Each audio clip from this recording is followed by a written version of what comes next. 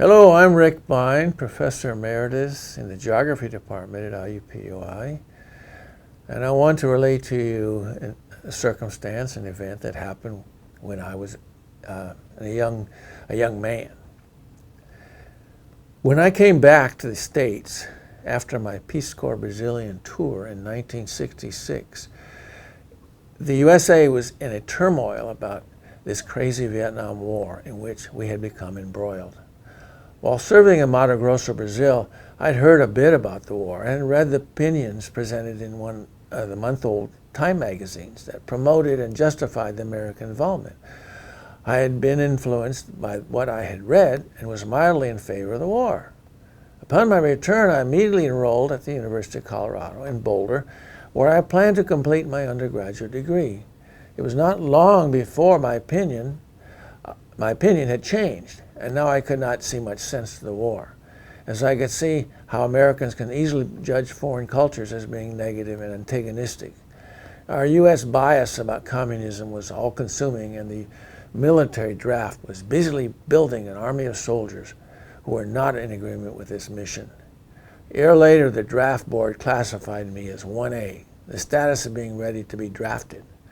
I asked the people at the draft board if I could finish my newly determined geography degree before I would have to go serve.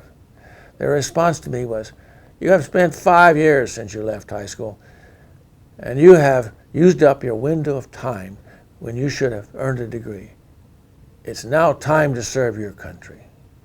The 2 years in the Peace Corps, according to them, had been a waste of time. I was not sure what to do. My father suggested that I join the Reserve Officer Training Corps, the ROTC on campus, which would allow me to complete my degree before serving in the military. Then I would be an officer. Hesitantly, I went over to ROTC on campus to see if I could register in their program. They looked past my long hair and beard and told me to take the physical exam at the military facility in Denver. They made an appointment for me there. If I passed the physical, then we would negotiate the officer training program. Full of fear, I arrived at the facility where I was told to go into this big room and undress. There I found a room full of physically fit young men, all gung-ho to join the Army. I felt quite odd with my hippie-like experience.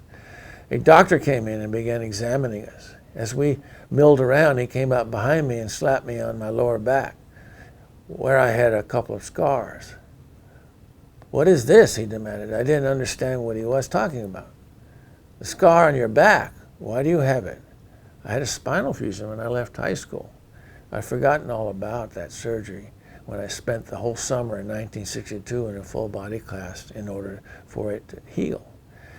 It had not been a problem getting into the Peace Corps, and during those 2 years had experienced no ill effects from it. You'll not be able to serve in the military with this imperfection." The draft board classified me as 1A. "Will they be drafting me in spite of this?" They said, "Oh, they shouldn't, but they will ask you to take another physical exam." A few months later, the draft board called to schedule my physical exam at the same military facility. This time I was prepared and took with me my doctor's statement, x-rays of my back, and documentation on my surgery. I did not want to leave any doubt about passing the physical this time.